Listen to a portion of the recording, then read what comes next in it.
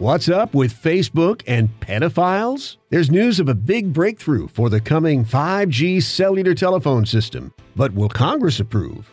And finally, would you buy a burger from a bot? America's first robot burger flipper has made his debut in Los Angeles. All that and more for your tech news today. For Tuesday, March the 6th. Brought to you by SimpliSafe. The best home protection, the best security system, no long-term contracts. You can install it yourself. Start at simplisafe.com/Kim.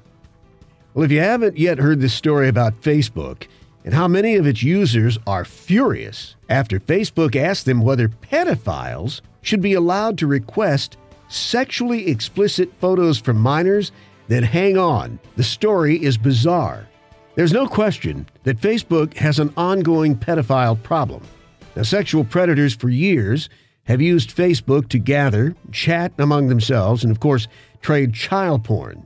But Facebook could always claim that these people gamed the system, and they've been doing their best to keep pedophiles out of Facebook. But now, who knows what's going on? Facebook has been caught red-handed by the British press, asking users if they think that pedophiles should be able to proposition underage girls and try to get these children to send sexually explicit photographs to them. We'll take a moment and let all that sink in. The specific question was whether users would mind seeing posts from an adult man propositioning a 14-year-old. We're not kidding about this.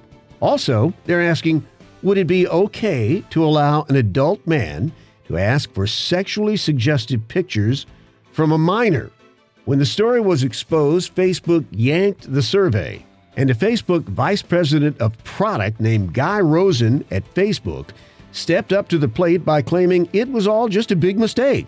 Mistake or not, the real question is, how could these questions make it to an actual survey published by Facebook? And by the way, Facebook said that their survey could have been better designed. They also want everybody to know that they think pedophilia is bad, that it's prohibited, and they have no intention of ever allowing such content on the website. Of course, now you're left wondering, what kind of staff does Facebook employ? Who could even think that a question along these lines would be appropriate? Facebook has a pedophile problem, all right, and in order to solve it, they may have to begin with their own staff. And here's another potential problems. U.S. politicians are warning about a possible threat to United States security. We all know that there's a large U.S. computer chip maker called Qualcomm. And now a company in Singapore called Broadcom is offering $117 billion to buy Qualcomm outright. Qualcomm makes what's known as the Snapdragon chips, a crucial technology used in just about every smartphone and tablet. But a congressional committee called the Committee on Foreign Investment in the United States is demanding a halt on the Qualcomm deal at the annual shareholder meeting and election. California Democratic Representative Scott Peters underscored Qualcomm's contribution to the coming generation of 5G wireless technology we were just talking about and artificial intelligence development. He emphasized that it's indispensable to the United States military, to NASA, to the United States energy grid, and national security. And he also stressed that due to the sensitive nature of Qualcomm's research, they could be a prime target for foreign intelligence agencies. In other words, do we really want a Singapore company buying such a critical United States industry?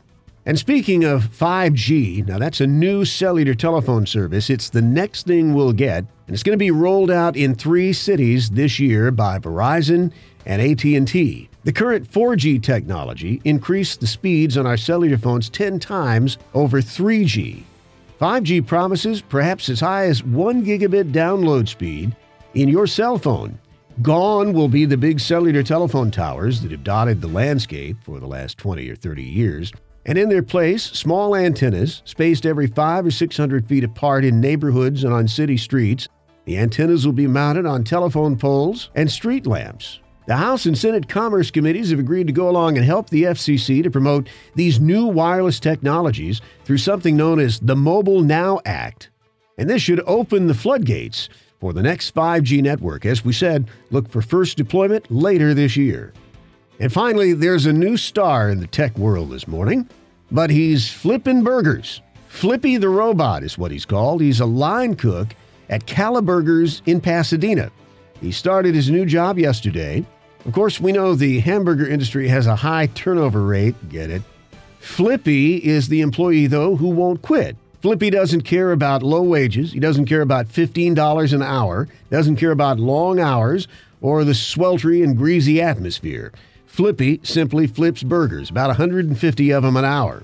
The developers at Miso Robotics call Flippy's arm a sort of sensor bar, taking in data from thermal sensors, 3D sensors, and different cameras to learn more about the environment. All the orders are sent digitally from the counter back to Flippy, who gets busy doing what he does best, and that's making burgers. And he just keeps getting better because Flippy's powered by artificial technology. With every burger he flips, he learns something. He gets better at it.